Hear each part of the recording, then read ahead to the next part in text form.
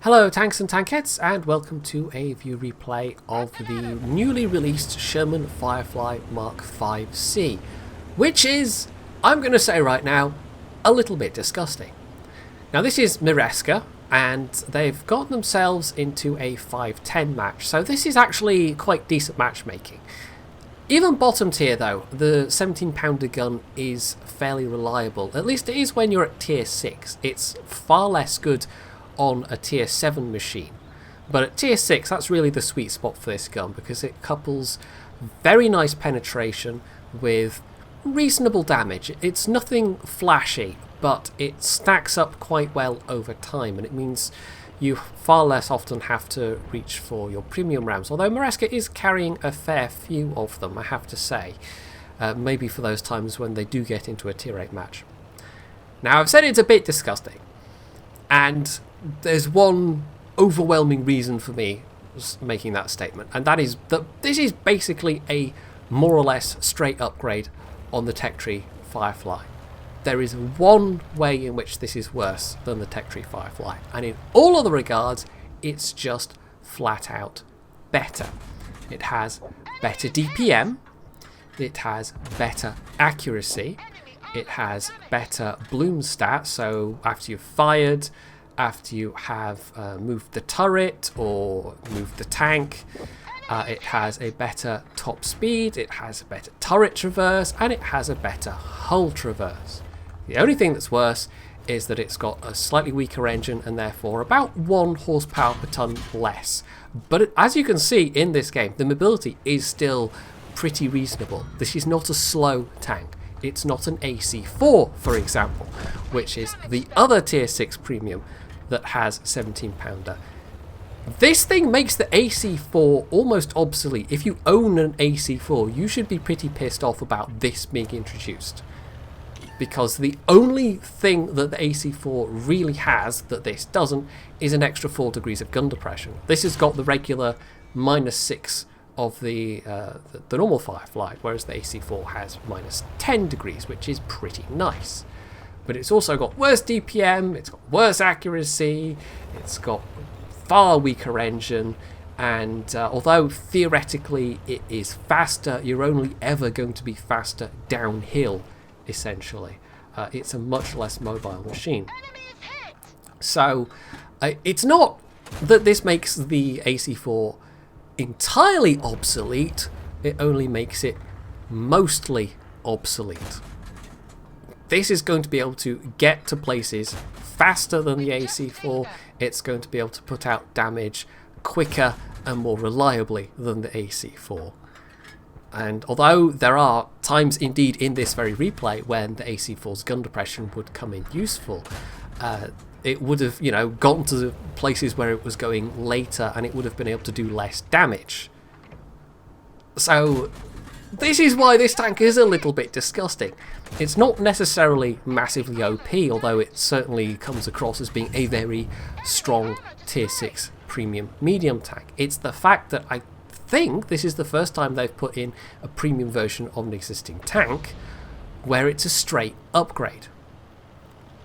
To my knowledge, and I've not checked, every single version, but the other premium Shermans, for example, or the regular Cromwell versus the Cromwell B, or the other Berlin tanks, in fact, they're basically more or less the same as their Tech Tree counterparts, but with a few tweaks here and there, and that's especially noticeable with all the versions of the Sherman that we have: the Thunderbolt, the Fury, the Lorza Sherman, and I think there's another one, all the 76mm Shermans, basically. This is the first time, to my knowledge, they've just done this. And it's not a good look, Wargaming. It really isn't when you're selling tanks for cash that are just flat out better than their Tech Tree counterparts.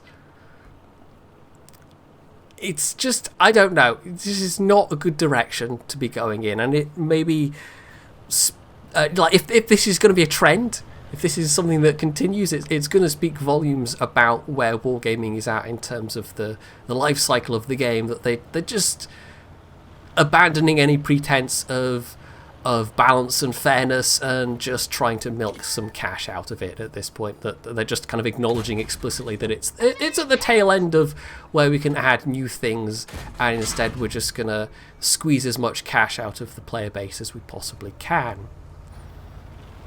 And, you know, there might be, I'm sure, valid business perspectives for that point of view, but from a player's point of view, yeah, that's the point where you run away from a game. And it's certainly not giving me any incentive to come back and play World of Tanks when they're going to do this. So, anyway, enough semi-ranting. It's not quite a full rant, it's just a semi-rant. As you can see, Mireska's been having a decent time of it. This is not a spectacular game. This is definitely not a Circon level game, but then Circon is ridiculously good at times, and when you put him in a machine that is as capable as this one, he's pulled off some very good results in it indeed. But this is still going to be a pretty good game, and we've had one or two moments where the AC4's extra gun depression would have come in very useful on this map, but the AC4 would not be sitting on this much damage by this point. They wouldn't have been able to put out this much damage. The base DPM is 2000 with a gun rammer and food, which is I'm guessing what Mireska has, and 100% crew.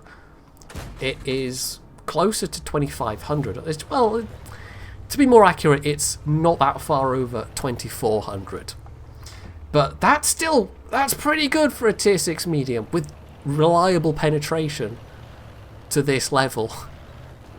And although Mireska's, you know, maybe taken one too many risks at times and taken a bit more damage than perhaps they had to, between him and his teammates, they have actually now comfortably won this one. And Mireska's gotten a fair whack of damage out of it so far as well, 2700, nearly 2800.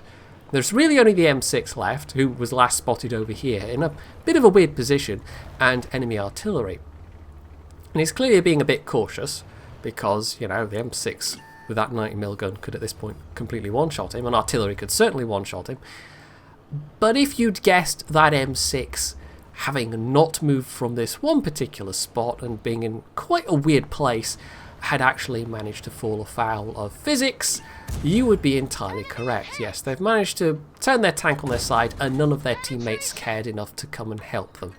So this is just a whole big chunk of bonus damage at this point, because Mireska's really the only one that can particularly get shots on that for most of that until they, you know, backed out a little bit further.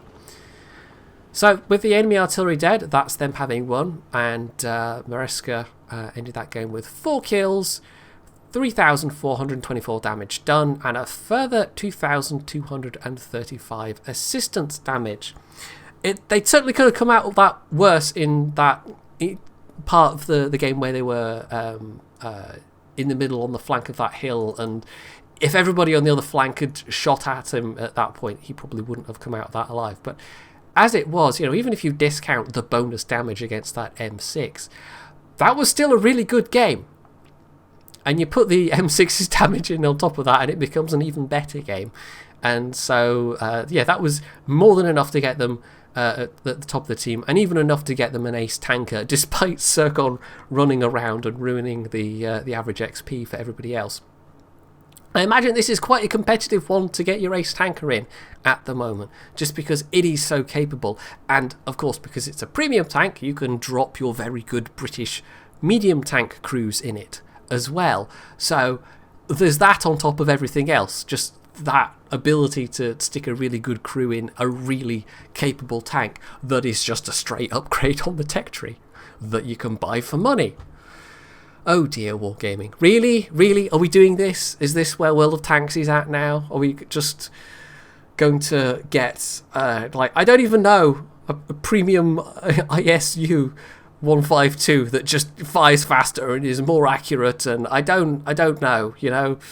It's not something that is going to end well. I'm going to put it that way.